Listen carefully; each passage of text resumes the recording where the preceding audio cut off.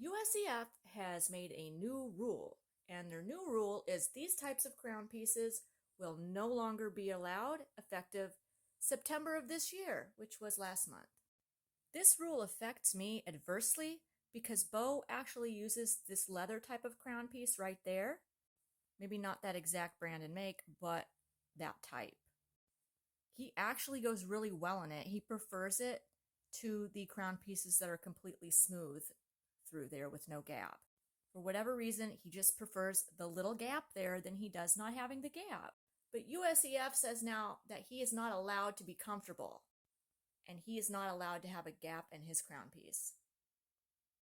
I don't know how I'm going to tell him. Anyway, let's get into it. So USEF updates rule on crown piece specifications for dressage bridles. Yay! The rule went into effect September 1st, 2024. The rule update specifies that padding on the crown piece must be smooth and continuous across the pole while on the horse and rectangular or in the same shape as the crown piece. Padding may extend no more than 1.5 centimeters beyond the dimensions of the crown piece. Who is coming up with these measurements? Like, what? What? Why? Like, seriously, whose job is that? Like, does somebody at USEF actually get joy in life coming up with those very specific measurements that we all must follow for our bridal crown pieces? Come on. Somebody at USEF needs a life. Seriously. Okay, let's continue. The construction is intended to minimize pressure points around the pole that can occur along the edges of the padded areas. Further explanation of this rule update is provided in the memo. I'm not sure what the memo is. Don't ask me what the memo is. I don't know. Okay. You guys are going to have to go look that memo up yourselves. I'm sorry. I'm not doing that much work. Also, why does it need a memo? Oh, gosh, those people at USEF. Any crown piece that does not meet the specifications of DR 121 is not permitted.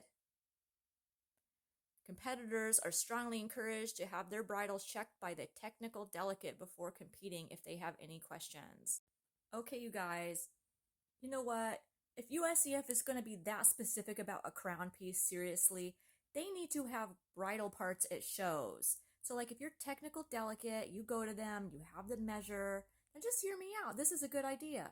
Your technical delegate before your class is like, no, that doesn't measure up quite right, your crown piece there. So, and then you can go to USEF and be like, can I just borrow a bridal part, a crown piece to get me through the class? Because this was an expensive class to like have my crown piece mess it all up and make it so that I cannot be in the show. I'm just saying, like, who came up with these rules? Who did that? Who gets joy out of so much that it creates among us dressage folk? That person should be fired. I'm just saying. And here's their explanation behind the change. The pole and the area behind the horse's ears carries the weight of the bridle.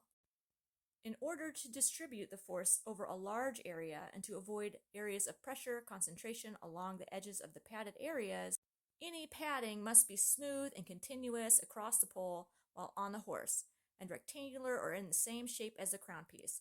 Crown pieces with interrupted padding or padding of uneven thickness on the underside are not permitted. Any crown piece that does not meet these specifications is not permitted. And just like that, my horse BEAU no longer gets to be comfortable in his crown piece if he goes to a USEF show, or if he goes to a schooling show and they use USEF rules. So it is my opinion that this was an unnecessary rule change. It's an unnecessary rule. I think it's going to adversely, in my opinion, affect more than just my horse. I think it's going to affect other people's horses adversely as well, in my opinion. In my opinion, think there are plenty of other things they could change rules for or make rules for. You know, they have to do with welfare and important stuff like that. Anyway, is your horse going to be affected by this rule? Is this a rule or rule change that you think USEF needed to spend their time on addressing? Or do you think USEF could have addressed other rules and changed them instead? Or even just made some new rules about something that was a little bit more pressing and important? Let me know your thoughts in the comments below.